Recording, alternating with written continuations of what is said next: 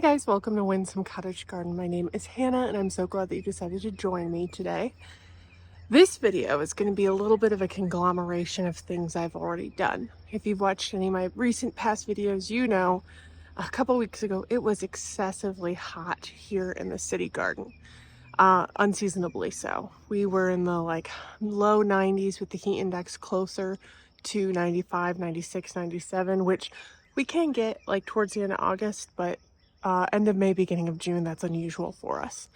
It was also a critical time in the yard where I had a ton of seedlings that I'd had to delay planting out because ironically we'd had really late cold nights dipping down into the mid 30s and having some frosts. So it went from really cold to really, really hot. During that time, in order to get the stuff I had into the ground, which I needed, I ended up waking up really early. So I was out as soon as it was daylight getting stuff planted, and then I came out really late, trying to avoid the heat of the day. If you know anything about me, I am not a morning person. So when I was doing this, I ended up just not really saying anything, just setting up the camera and recording it. So today what I'm going to do is start out by playing the footage of what we've already done and ending with a couple final tasks I have to do today, including getting this green stock cleared out and strawberries planted in. And then we're going to do a tour of my urban vegetable garden. This city garden is on a 6,300 square foot lot, including my house. I've really done some Nook and Cranny vegetable production. This year's the first year I'm actually not utilizing all the space for vegetables, mostly because my parents have started a vegetable garden at the cottage. I'll link a video here where we planted that out. And that means that I'm not going to be able to utilize as much food as I've typically planted in here. So I've given some space over to flower seedlings because I also love cut flowers. And I'm really excited to show you the varieties that we're planting this year, vegetables and flowers, as well as what my hopes are for this space. So let's dive into what we've already done, and then I'll kind of come back and give you a walkthrough of how I'm utilizing unused spaces in my driveway to make the most of my urban plot.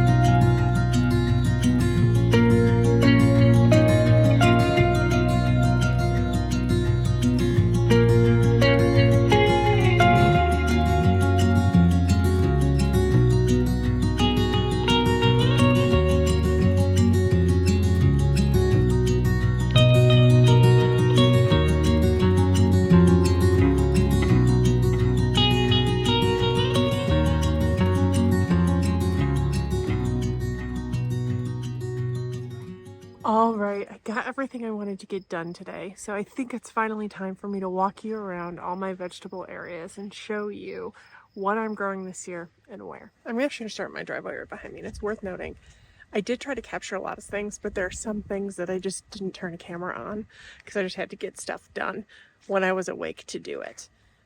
Some of those things include like putting the trellises up and mulching and things like that.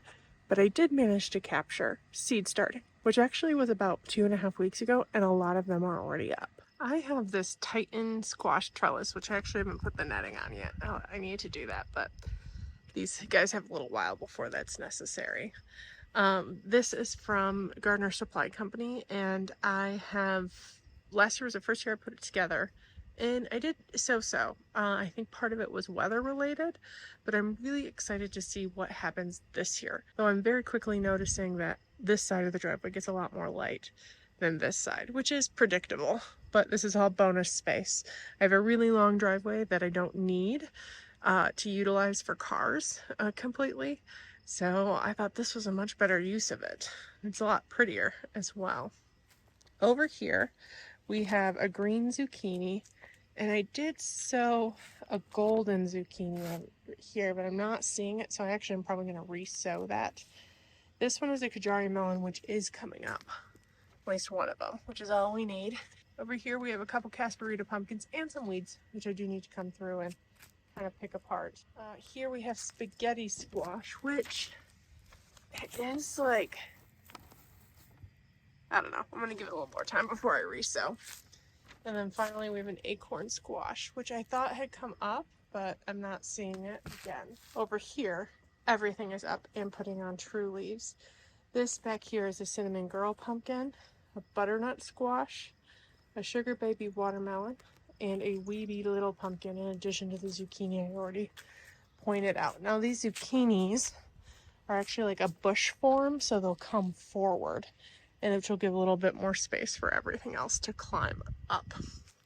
It's also worth noting that the watermelon and pumpkin varieties that I'm growing are on the smaller side, so I will use nets, but in general it's something that can be grown vertically. Over here we have our peppers. Now this is something that I think is a great use of this space because peppers like to be really hot and bake. And I just frankly don't have a lot of places that are heat traps like my driveway is. So these raised containers help them heat up and get to the temperature they like. And again, these were also planted 2.5-3 weeks ago. I'm already beginning to see some fruit, which is super, super exciting. So you'll also note that because this is a heat trap, I do use these in the spring for some early crops. I had a lot of lettuces in here, which I did tear some out. I'm in the process of using these before they bolt, which I think will be sooner rather than later. But even over here, when it was pretty thick for a while, there are babies, which is exciting. This is an ace green pepper, as is this one. Then we have a shishito. I believe this is also a shishito. Let me check. Oh no, this is a jalapeno. So we have 2 green peppers, a shishito, a jalapeno, and these are both mini bell peppers, which I'm hoping they're the variety I want. I wanted some of those snacking peppers, but they were sold out at Johnny's, so I bought these from Baker Creek. And I'm hoping they're what I want. We shall see. Moving forward over here, we have, I believe these are cornito. Yes, cornito, which are yellow horn style ones. There's 1, 2. And then this guy is a corbaci. Yes, corbaci, which is a really long, skinny red pepper that is sweet, not hot. I think the jalapeno is actually the only hot one I have. So over here, I suspect this is the, Dudaspania, which is a giant Spanish mammoth pepper. Oh, I did this wrong. This is a corbaci. This is a Dudaspania. And this is a Dudaspania. It'll work, but yeah. So in total, I have 3 peppers per bed. So I have about 12. in this space, which is more than enough considering my parents also have a large number. I think something like 14 or 15 peppers as well, and a lot of the same varieties as mine. I did quickly want to say that you saw me dig up those strawberry plants. I had planted strawberries in these originally, and they got a little too dry this winter. Not hardly any of them survived. I think only 3. This is something I have struggled with to find a good place for, because if you're planting things in pots and trying to overwinter them, like this is kind of considered, you really want to plant things that are 2 zones colder than yours. These are Ozark Beauty strawberries, which are technically, I believe, a zone 4, and I'm a zone 5. So what I do in the winter is I actually go up to the cottage and stay in the garage there, because that is a little more insulated than my shed. But it does make watering them a tiny bit tricky. Shockingly though, because I did have a patch that I'd been meaning to shift, because I like growing strawberries in green stalks a lot more than in the ground. It keeps the fruit a lot cleaner and you get a greater chance of eating them before the ants do. So I'd been meaning to move them into this, especially when so many died. I had enough from that patch to fill all but 2 cells. I think I started with 5. So it's amazing just to see how they stretch. And I'm glad that I was able to shift them there. I pulled off some of the strawberries that were either overly ripe, or I just wanted to give the plants a little relief. But I gave them a really good water in, and I'll just make sure I watch them, and hopefully they survive. I suspect some will die because some of them didn't have a ton of roots, but just enough to kind of keep it going. Okay, so now in my backyard, we have 2 different areas to explore. We've got this raised bed that is within the landscape, and then what I call the raised bed garden. So we're actually gonna start in here, which has the beautiful Gertrude Jekyll on the climber, which is blooming. It has had a rough go of it, y'all. It has been afflicted by aphids. I've been battling them. It has had a lot of stuff just die. And I now need to come in and deadhead. Also, I don't know if I can really show you, but the heat that I told you about, I think a lot of the blooms that were affected have gone. But if you see how these guys have just a little bit of bruising, like that was the heat. They all looked like this and worse. So they still smell good, but man, the heat did a number on everything. Anyway, stepping in, I mentioned I'm doing a lot more flowers than I have in the past. I've stuck to tried and true varieties of the vegetables I'm growing and dedicated a lot of things to flower space. So in a previous video, we talked about that, which last year I grew potatoes in. This year, the bulk of my zinnias are in. And then I have pockets of zinnias elsewhere. So like there's a little bit of status, there's a little bit of zinnias. Then we have sugar snap peas on this trellis, which are doing really well. I think you guys planted them with me in a previous video. Should be starting to see flowers soon. And then, and I'm so excited about this, I have my Swan Island dahlias for the most part in here. I am going to go through varieties, and I'll try to put pictures up on the screen as I go through them. What I try to do with these guys is keep them to varieties to get 3.5 to 4.5 feet tall. I do have like 3 over there that are more like 4.5 to 5.5 feet in that bed, which we'll get to in a second. The only 2 exceptions to this are the 2 cages, which actually do have dahlias, but these are dinner plate dahlias that I overwintered in storage. So you'll see some of them have a little bit of burning. I think this is actually because I watered them in the morning when it was so hot, and some of the, I can only think of that some of the leaves burned when the sun hit them because it was so intense. This one's a totally tangerine. This one is a Lauren Michelle. This one is hula. And then this guy is rawhide, which I'm really, really excited about that. Back there we have Blue Bayou. And then this one is a tiny treasure, which is really unusual. I'm really excited about it. Back there we have a platinum blonde. This guy, which is the one that's got the worst of the burning, is called Iced Tea. And then this one is Crazy Legs. Willy Willy, Bumble Rumble, and Dragonberry. What I do with the dahlias that I put in beds is I actually put the tags right at the edge, correlating with where it is, so that when they're really big, I can still see what they are. If we work our way around the outside, we've got an eclectic ring of cutting flowers, which is mostly statice and Chinese forget-me-nots, filler flowers. Here, one of the things I learned about the Chinese forget-me-nots last year is when they go to seed, they are burr-like, and I wanted them out of an area that my dogs had access to. I've got that little strip of lattice that I pop up here to keep them out when I'm not in here. When it's fuller, they're better, but it's just as things are growing to keep them out of the beds and the like. And now keep them out of these guys as well. This was the strawberry bed that we did today, which again, we just have a mix of zinnias. And we have the same mix of statice and pink and blue Chinese forget-me-nots, as well as a bridal dinner plate dahlia.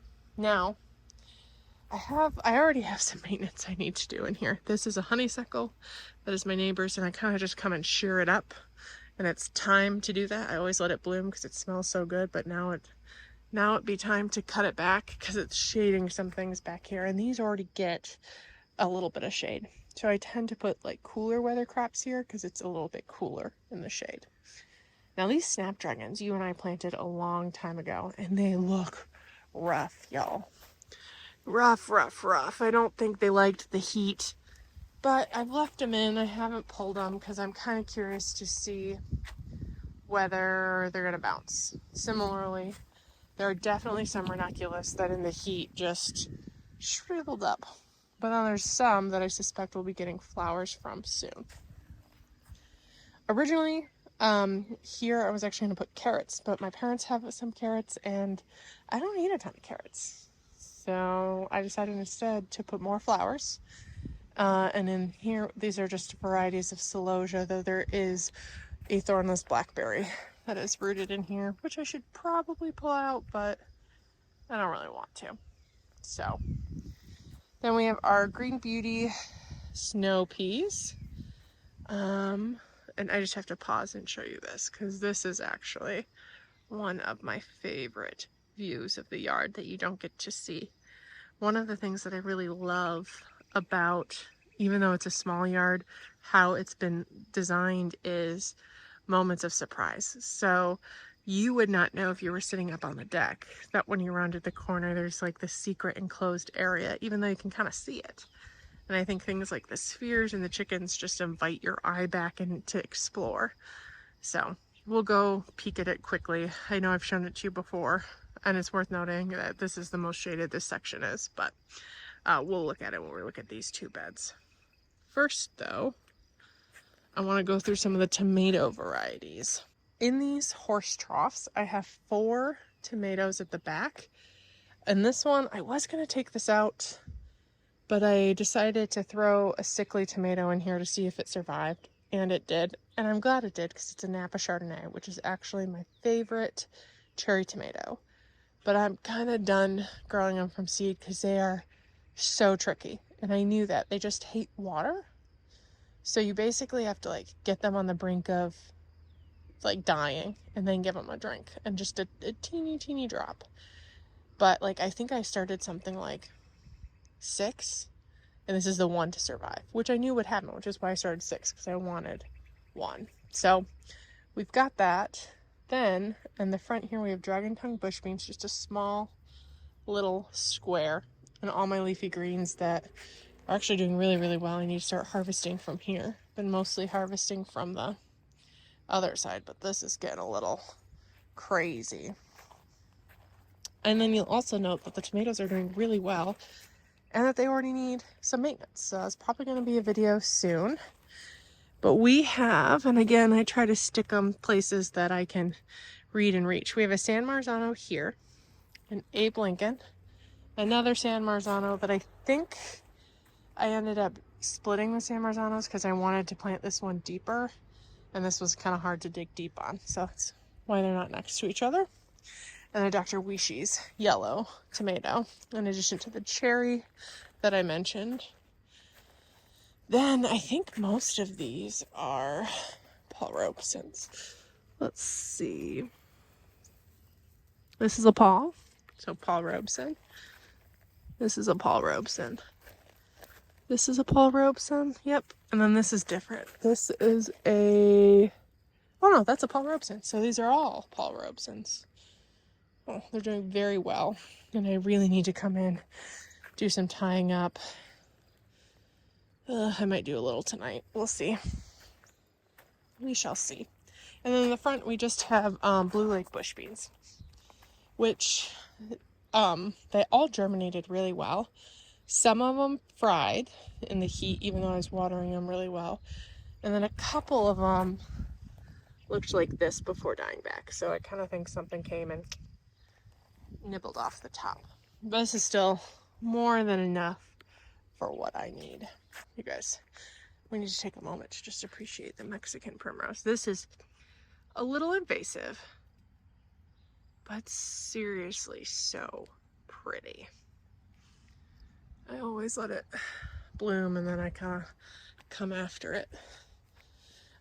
We've gone through these dahlias that are in the ground elsewhere before, but what we haven't talked about is what's in these guys. These actually are wood that when I moved in the basement, they had like a platform for a washer and dryer, which I didn't really need. So I literally took the wood and stuck it together and popped it here.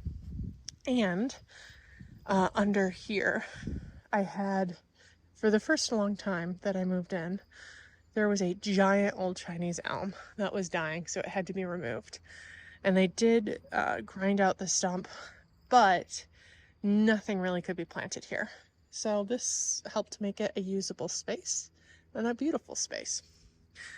And here I have most of my cherry tomatoes. So I have the 3 tomatoes in there and 1 here in cages. And then in here I have 3 dahlias, one of which I'm not sure is going to come back. But this guy is a Bliss dahlia. That's a Cheer dahlia that's not coming up. And then this one, this is a Missy Sue. I planted some pole beans right along here today. So they haven't popped up yet, obviously, because they got planted a little bit ago. And then we have cucamelons. 1 here, 1 there. Which even if the pole beans don't come up, they'll probably fill the trellis quite nicely. So, then we have a blue cherries tomato. That is a blue cream cherry tomato. And this one I think is a sun gold, yes. So sun gold cherry tomato. Over here, I did stick 2 dahlias in here. We have a night butterfly and a seed dahlia that just honestly germinated from my, I think they're dead tray. So they were bonuses. And then this is a Chadwick cherry red tomato. Even with the dead grass, it's just beautiful. Huh, Maze? She's looking good, huh? This is actually the first year that I'm growing probably more cut flowers than vegetables. And I think I mentioned earlier, it's because my parents have a vegetable garden too. So I was actually growing a lot of stuff that they were utilizing. This year I was kind of sitting back and saying, well, do I really want to do like tomatillos, for instance? Which last year, they really failed to thrive. I don't think I actually harvested a single one. And I don't know if I like them enough to dedicate the space. So I sat back and kind of said, what are the things that I like, that I want to cook with? And that's what I ended up popping in. So the extra space I decided to fill with things that bring me joy. But the lessons I hope you can take from this are the nook and cranny aspect. The raised vegetable bed was just a dead space behind my garage. Well, what used to be a garage. When I moved in, there was a frankly dilapidated garage that had to be taken down. And it was, I think, like a dog kennel or pen at some point in time. Completely cut off from the rest of the yard, was fenced in, and was gonna be hard to incorporate. But I think doing this, where it's already its own little room, made the most of that space in an amazing way. We also have quite a slope we were dealing with, so it made a lot of sense to just make it raised And my dad, even though when I was asking him to do it, he wasn't, I think, a little intimidated and didn't think he could. He did it. Like, he did an amazing job figuring out how to work it all. And my brothers helped us do it too. So it's something that I've absolutely loved having. I had the troughs first, then we did the raised, and then I had these things here. And actually, there was a period of time when one of my other brothers and his partner was living with me, and we did need the whole driveway space. So we were able to, with a little bit of difficulty, get some moving straps and shift these so that they could be utilized as a yard again. So they're things that if I ever move from this house, which I probably will eventually, I plan on taking with me from the driveway. And it's a great way to use, again, dead space for something that you can grow and thrive in. So I think that's one of the things that I really like about my urban vegetable garden is the nook and cranny nature and utilizing spaces in unexpected ways. And I also love incorporating it into the landscape. So those 2 raised vegetable beds were, again, dead space because of the tree that came out. And this is a way that I can make it useful and make it beautiful. And you probably can't tell that there was a 4-foot wide stump there, or remnants of a 4-foot wide stump. So this is the first year, again, I'm doing more flowers than vegetables, but I truly cannot wait to see it. Flowers are something that I love. I really wanted to up my game, and I had a hard time picking between things. And this year I decided, why am I trying to force things? Let's just give them all the space. And I can't wait to share it with you later in the summer. If this is something you've enjoyed, please consider subscribing and hitting that thumbs up button. We document not only this garden in the city, but our cottage garden where my parents are now living, which is a lot more expansive landscape garden and has a very dedicated vegetable garden as well. So a little bit different. I don't know exactly how large their yard is, but I'm pretty sure it's probably 4 or 5 times the size of mine. So a lot bigger. But it allows me to experiment with different things in different ways and do a lot of different styles, which I really, really enjoy. And my dad's an avid gardener too, so we get to work together a lot, which is a lot of fun. So make sure, I'd love to see you again in the next video where I think we're headed back up to the cottage before we'll come back and do a June tour in a week or so. Here, I gotta do some maintenance before that happens, but I appreciate you joining me today, and I can't wait to see you in the next video. Bye-bye.